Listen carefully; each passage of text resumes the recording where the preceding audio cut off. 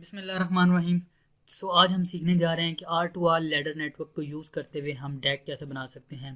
Deck is basically a digital to analog converter जो कि आपके डिजिटल इनपुट को एनालॉग आउटपुट में कन्वर्ट कर देता है। कन्वर्जन की ज़रूरत हमें क्यों पड़ती है?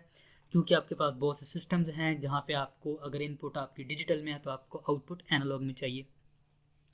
इसकी एक सिंपल एग्जांपल, आपके पास एक वॉइस सिग्नल है। वॉइस सिग्नल को अगर आपने लैपटॉप में सेव करना है तो आपको सबसे पहले उसको डिजिटाइज करना होगा, उसको स्टोरेज करनी होगी और उसको प्रोसेस करके आपने सेव करना होगा लैपटॉप में। ठीक है, अगर आपने उसको ड्राइव करना है स्पीकर पे तो फिर आपको उसको एनालॉग में कन्वर्ट करना होगा, उसको दोबारा वॉइस सिग्नल में कन्वर्ट करना होगा एनालॉग सिग्नल में, तब आप उसको स्पीकर पे ड्राइव कर सकते हैं। तो इस तरह हमको डिफरेंट कन्वर्जन की ज़रूरत पड़ जाती है। तो अभी हम डैक बनाएंगे लेकिन R2R लैडर नेटवर्क को यूज़ करते हुए।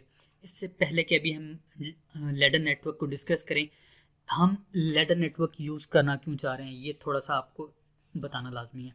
कि आपके पास देखें, इसके नाम से जाहिर है कि ये R2R है लैडर नेटवर्क, मतलब कि इसमें सिर्फ दो रेजिस्टेंस यूज़ होंगी, R और 2R। इसीलिए ये बहुत ही चीप नेटवर्क है, आप इसको इजीली बना सकते हैं। आपके पास चाहे आप 4 बिट 8 बिट 16 बिट किसी भी किस्म का बिट का आप अगर डैक बनाना चाहते हैं तो आपको सिंपल दो रेजिस्टेंसेस R और 2R यूज़ करते हुए आप ये नेटवर्क बना के डैक बना सकते हैं। ठीक है, तो इसलिए हम R2R लैडर नेटवर्क यूज़ करते हैं डैक बनाने के लिए। तो सबसे पहले अभी हम डिस्कस करेंगे कि R2R लैडर नेटवर्क होता कैसे है। ये देखें आपकी स्क्रीन पे, ये लैडर नेटवर्क है। ठीक है, अभी हमने 4 बिट डैक बनाना है। 4 बिट डैक बनाना है तो हमारे पास लाजमी है कि 4 डिजिटल इनपुट्स हों।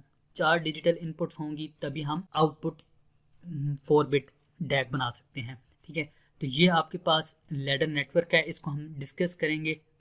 लेकिन अभी हम इसमें देखें कि इसमें ये आपके पास 4 डिजिटल इनपुट्स हैं, V1 V2 V3 V4। ये 4 डिजिटल इनपुट्स हैं।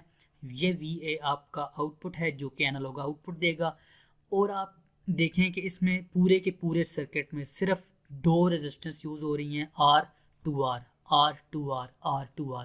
इसके अलावा इसमें कोई भी रेजिस्टेंस यूज़ नहीं हो रही, इसीलिए इस नेटवर्क को प्रेफर किया जाता है डैक बनाने के लिए। ठीक है, तो सबसे पहले हम इसको डिस्कस करते हैं कि इसको हम ये वर्क कैसे करता है। ठीक है, तो लेट्स अज्यूम कि हमारे पास जो डिजिटल इनपुट्स हैं वो 1 0 0 0 हैं।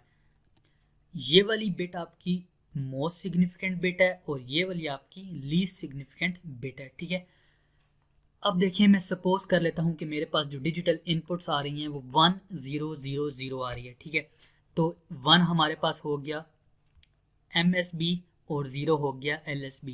तो ये 1 हमारे पास इस पे डिजिटल इनपुट आएगी, मतलब कि पॉजिटिव लॉजिक होगा, और बाकी 3 जो हमारे पास डिजिटल इनपुट्स हैं वो 0 होंगी, मतलब कि ग्राउंड के साथ कनेक्टेड होंगी। यहाँ तक बात क्लियर हो गई कि हम इस वाली इनपुट को B1 को पॉजिटिव लॉजिक देंगे और बाकी तीनों इनपुट्स को ग्राउंड कर देंगे। ठीक है, इस इनपुट पे जब हमारे पास 1 0 0 होगा तब हमारे पास आउटपुट क्या आएगा। ठीक है, इसको हमने डिस्कस करना है। तो सबसे पहले हम ये आउटपुट हमने यहाँ से लेनी है, VA से हमने आउटपुट लेना है, एनालॉग आउटपुट। तो इस सर्किट को सॉल्व करना स्टार्ट करते हैं। ठीक है, तो इस सर्किट को सॉल्व करना स्टार्ट करें तो हम यहाँ से इसको अगर सॉल्व करना स्टार्ट करें तो हमें नज़र आ रहा है कि हमारे पास 4 नोड्स हैं, N1 N2 N3 N4। 4 nodes हैं। ठीक है, और हमारे पास ये रेजिस्टेंस 2R है, ये रेजिस्टेंस 2R है। यहाँ पे ये नोड इंडिकेट कर रही है, ये नोड देखें आप, यहाँ पे ये नोड N1 है और ये 2R है और ये 2R है। इसका मतलब ये हुआ कि ये दो रेजिस्टेंस आपस में पैरेलल में हैं। ठीक है, तो हम इसको स्टेप बाय स्टेप सॉल्व करेंगे। मैं इसको एकदम से सारा का सारा सॉल्व नहीं करूँगा, स्टेप बाय स्टेप सॉल्व करेंगे ताकि आपको पता लगे कि आउटपुट क्या जनरेट होगा एट द एंड, और इस सर्किट पूरा का पूरा आपको समझ आ जाए। ठीक है, तो ये 2R इस 2R के साथ पैरेलल में है। ठीक है, पैरेलल में आपको पता है कि रेजिस्टेंस पैरेलल में हो तो किस तरह से सॉल्व करते हैं। ठीक है, दोनों रेजिस्टेंस को मल्टीप्लाई कर दें और उसको दोनों रेजिस्टेंस को ऐड करके उससे डिवाइड कर दें। 2R multiply by 2R divided by 2R plus 2R। ठीक है, तो अगर हम 2R और 2R को आपस में पैरेलल में सॉल्व करें तो हमारे पास बनेगा 2R parallel with 2R is equal to R। ठीक है, तो इक्विवेलेंट सर्किट हमारे पास ये बन जाएगा। इस पूरी की जगह क्या आ गया? R। ठीक है, और आगे क्या पड़ा हुआ था? R, तो ये आगे इसके अगेन R आ गया। ठीक है, अब ये दो R आ गए। ठीक है, तो अब आप देखें कि ये दोनों R सीरीज में आ गए हैं। ठीक है, R और R आपस में सीरीज में आ गए। ठीक है, तो अब हम अगेन क्या करेंगे? सीरीज में तो रेजिस्टेंस ऐड हो जाती हैं, तो हम इन दोनों रेजिस्टेंस को R और R को आपस में ऐड कर देंगे। इन दोनों रेजिस्टेंस को आप आपस में ऐड कर दें तो अगेन आपके पास यहाँ पे 2R बन जाएगा और ये आपके पास बन जाएगा 2R। 2R और 2R अगेन आपस में क्या आ जाएगा? ये N2 यहाँ से ये 2R और ये 2R आपस में पैरेलल में हो जाएंगे। ठीक है, तो अब हम अगर इस 2R को इस 2R के साथ पैरेलल में सॉल्व करें तो आपके पास अगेन क्या आएगा? Here R plus R is equal to 2R which is again parallel to 2R. Thus 2R parallel with 2R is equal to R. तो अगेन आप इसको सॉल्व करेंगे तो आपके पास ये R आ जाएगा और ये R आपको अगेन यहाँ पे आगे आपके पास अगेन ये वाला R आपके पास आ जाएगा। ठीक है, तो ये R और ये भी R अगेन सीरीज में आ जाएंगे। ये दोनों अगेन सीरीज में आ जाएंगे, तो हम इनको दोबारा से सीरीज में आके ऐड करेंगे और ये ऐड करने के बाद इस 2R के साथ अगेन पैरेलल में आ जाएगा। ठीक है, तो 2R को हम अगेन 2R के साथ पैरेलल में सॉल्व करेंगे तो ये आपके पास फाइनल जो आपका सर्किट है, आपको इक्विवेलेंट सर्किट जो आपका होगा वो ये बनेगा। ठीक है, ये वाला सर्किट जो था इसको अगेन R को 2R के साथ सॉल्व किया। ठीक है, तो आपके पास क्या बना? अगेन R बना और ये R इस R के साथ अगेन आ गया और आपके पास ये फाइनल 2R और इस यहाँ पे हमने पॉजिटिव लॉजिक मतलब कि 5 वोल्ट या 10 वोल्ट हमने यहाँ पे दिए हुए थे और ये हमारी फाइनल आउटपुट थी, एनालॉग आउटपुट। ठीक है, अब ये R इस R के साथ सीरीज में ऐड हो जाएगा। ठीक है, तो अब हमने फाइनल आउटपुट VA कैलकुलेट करनी है, तो वो हम कैसे करेंगे? चलिए उसको देखते हैं। ये हमारे पास मेन इंपॉर्टेंट स्टेप है जो अभी हम सॉल्व करने जा रहे हैं इसको। तो ये देखें, इस सर्किट को माइंड में रखें। ये 2R यहाँ पे हमारे पास इनपुट आ रही है एंड डिजिटल इनपुट 5 वोल्ट और ये आपके पास एनालॉग आउटपुट आ रही है। ठीक है, तो आउटपुट कैसे हम फाइंड आउट करेंगे? ये आपके पास ग्राउंड है 2R। ठीक है, तो आपके पास ये क्या होगा कि यहाँ से तो हम आउटपुट उठा रहे हैं, तो यहाँ पे आप क्या होगा? VR इनपुट, आउटपुट वोल्टेज कैसे आएगा? इनपुट वोल्टेज मल्टीप्लाई बाय जहाँ पे आप आउटपुट कैलकुलेट कर रहे हैं वो वाली resistance 2R divided by total resistance R plus 2R। कैसे सॉल्व किया मैंने? इनपुट वोल्टेज मल्टीप्लाई बाय वो वाली वोल्टेज जहाँ पे आप आउटपुट ले रहे हैं, तो आउटपुट वोल्टेज कहाँ पे आ रही है? 2R पे, तो ये 2R ले लिया divided by total resistance R plus 2R और प्लस 2R। तो इसको सॉल्व करें हम तो ये नीचे बन जाएगा 4R, ऊपर बन जाएगा 2R, तो ये आपके पास कैंसिल आउट होके बनेगा, तो ये आपके पास बनेगा VR/2। ये A नहीं है, ये R है। ठीक है, तो ये R, ये यहाँ पे R है, तो ये आपके पास बेसिकली बनेगी VR/2। VR/2 आउटपुट बनेगी आपकी इन केस अगर आपकी जो डिजिटल इनपुट्स हैं वो 1 0 0 0 होंगी, तो आपके पास आउटपुट वोल्टेज VR/2 आएगा।